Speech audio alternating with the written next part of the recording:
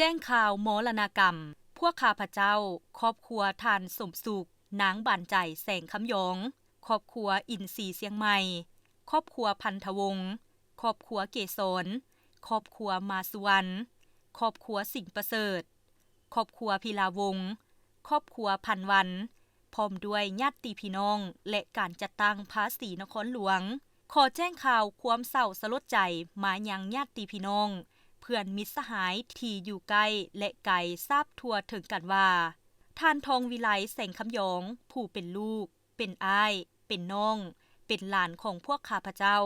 ได้ถึงแก่มรณกรรมแล้วด้วยพยาธิของผู้เกี่ยวเอง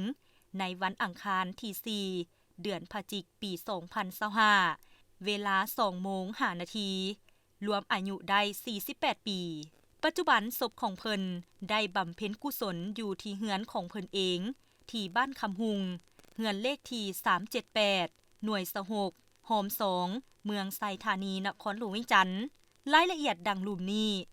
วันศาปนกิจศพวันเสาร์ที่ 8 เดือนพฤศจิกายนปี 2025 เวลา 1 โมงที่ปราสาทวัดหนองพญากงกันข้ามห้องหมอแม่และเด็กวันที่ 9 พฤศจิกายน 2025 ซึ่งเป็นมือตั้งกองบุญ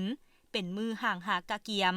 วันที่ 10 พฤศจิกายน 2025 เป็นมือใส่บาตรถวายสังฆทานพระสงฆ์9 องค์